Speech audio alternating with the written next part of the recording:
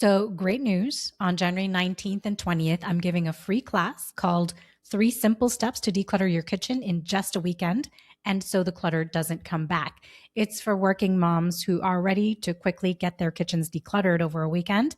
And I'd love for you to be there. There are three different class times, so you can pick the one that works best for you. The class is just 30 minutes long, and you'll leave knowing exactly what to do to finally get this kitchen decluttering done once and for all. Now, this class isn't for everyone. It's really for you if you're ready to move fast, if you found that decluttering little by little hasn't stuck, if your kitchen keeps getting all cluttered again, if you just are tired of not feeling at home or comfortable in your own kitchen, then I invite you to join me. So on Monday, January 19th, I'll be giving the class twice at noon and 7 p.m. Eastern Time. And on Tuesday, January 20th, I'll give the class one time at 8 p.m. Eastern. So between those three class times, there should be one, I hope, that fits your schedule. And it's absolutely free. So it's a great way to start the new year with a freshly decluttered kitchen. Just imagine what your mornings will be like starting the following Monday after a good declutter. It's good, right? So go to fireflybridge.com/class to sign up right now. I also have a link in the show notes. Yeah, so sign up, invite a friend, your siblings, your mom, anyone who you've heard mention that they're ready to get their kitchens in order this year, okay? I hope to see you there.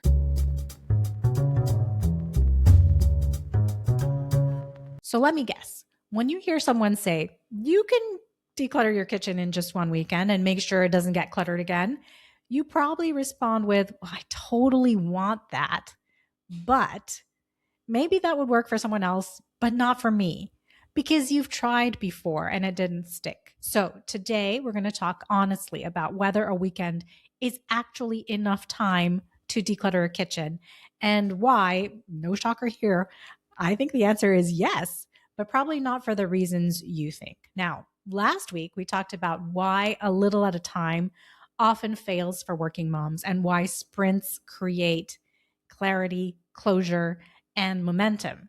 So naturally, the next question is, okay, but is one weekend actually enough? Well, when someone says, I don't think I can declutter my kitchen in a weekend, what they're usually really saying is, I don't want to make a bigger mess than I can finish. Or I don't trust myself to make good decisions quickly. And I've tried before and the clutter came back. Or I don't have full, uninterrupted days. You guys, all of these concerns are fair. You're busy. You like your stuff. You don't want to make a mistake. And it feels like, whoa, an entire kitchen's worth of stuff to make decisions about. That's way too big to take on. But here's the reframe. The problem has never been the length of time. The problem has been the lack of structure inside the time that you had. Kitchens are fundamentally highly functional. It's the one room in the house, other than the bathroom, that gets used every day, multiple times a day. So they're repetitive in use. And most of the time, they're very honest spaces, meaning you pretty quickly know what works and what doesn't work in there. If something is hard to reach, annoying to use, or it's constantly in the way, it tells on itself. It's tattling, right? That's why kitchens are actually one of the fastest spaces to transform, not the slowest. And when a kitchen works, it supports the Thrive Daily principle more than almost any room in your house. One of the biggest things that slows people down is the belief that they need to do it perfectly. Perfect categories, perfect containers, perfect systems.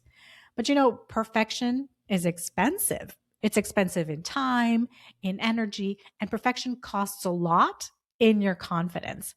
A weekend sprint isn't about perfection. It's about function and relief. You're not trying to create your forever kitchen all in one weekend. You're creating a kitchen that works for this moment of your life, this period of time. When your kids were very little, you probably tried to minimize on the baby stuff in the kitchen. Most working parents do. But pretty quickly, you realize that time is of the essence and it makes sense to own multiples or to own a certain gadget that makes feedings and cleanups easier and faster. or that make it possible for your partner or the babysitter or grandma to help out. So, yeah, you start to collect stuff. And then what if you have another baby? You got to keep all that expensive baby stuff. And when the kids are older, you've now got to pack lunches for them and for you. And you have more events and activities that you have to be at after school and in the evenings. And your kitchen should change with you with those times. So, yeah, a kitchen that works for this period in your life is really important. If you've decluttered your kitchen before and the clutter came back, listen, it wasn't because you failed. It's usually because you felt you had to rush some decisions without enough clarity, or else the systems you tried to set up were too complicated. And a really common problem is that whatever maintenance was needed just required way too much effort. Clutter comes back when your systems rely on motivation instead of design. And listen to me on this, because let me tell you, I am never motivated to clear up the kitchen. Ask my family after dinner. I nearly always groan, now we have to clean up. It's like the most awful thing I've ever been asked to do. And it's something we do almost every night. So if I had to rely only on motivation, my kitchen would be unlivable. I'm not even joking. So I can't rely on motivation. Instead, I rely on simple systems. Simple systems last. Complicated systems collapse. And here's something I want to say clearly. You do not need 2 full, uninterrupted days to declutter your kitchen, okay? You need focused blocks of time with a clear plan and permission to be done enough. A weekend sprint works because it respects the reality of working moms' lives, the kids and your schedules, and definitely your energy limits. This is not about grinding through exhaustion. Professional organizers can do that when they're hired to come to your house because that's their job and they love it and they will charge you plenty to get that done for you. But for busy working moms who are determined to get their kitchens in order themselves, it can't be about pushing through the pain. It has to be about choosing, right? We choose intention over the chaos of a cluttered kitchen. So I want you to pause and consider this. What part of your kitchen feels hardest right now? What would change if that friction simply disappeared? Just notice what comes up. For my client Amanda, it was her kids' baby bottles and their plates and cups and straws. 2 of the 4 kids were just starting to learn how to drink from regular cups without lids. One was still using bottles, and one was using primarily sippy cups. There were plates and cups, bowls, plastic containers for snacks, lunch boxes. Each child had their special cup or spoon. That was the hardest for her. It was frustrating. And she just knew that if those kid things were under control, she would have better mornings and evenings.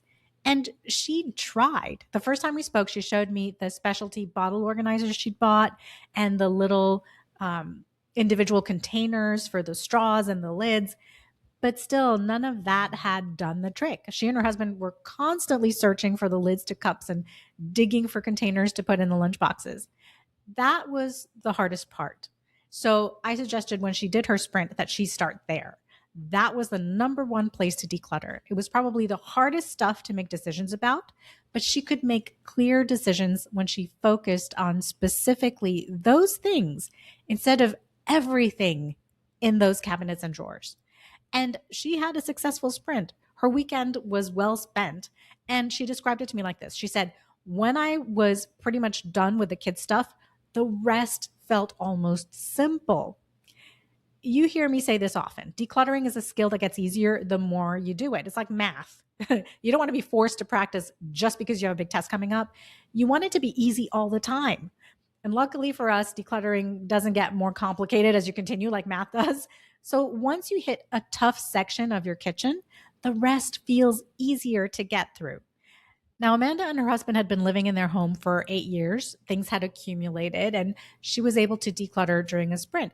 What was the end result? What did her kitchen look like when she was done? She says it's now calm and it's functional. Everyone can find what they were looking for, even the nanny. The kitchen is simple to navigate, she said. And when her husband's mom came to visit for a week from overseas, she was able to figure out where stuff was, even without having to ask Amanda or her husband. I just love that because I want my house guests to be comfortable when they're at my house. So when they can find the tea, the coffee, where the cinnamon or honey or the pancake syrup is on their own, there's less pressure on me because it also means now they know where to put it back when they're done with it. And that's a win win, right? So here's what I want you to take with you from today.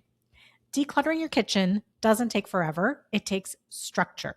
It doesn't require perfection, it requires clarity and focus. And it doesn't work because you suddenly have more time. No, it works because you finally give the time you do have a clear beginning and a clear end. A weekend isn't magical. What's powerful is deciding that this space matters enough to handle it with intention instead of dragging it out.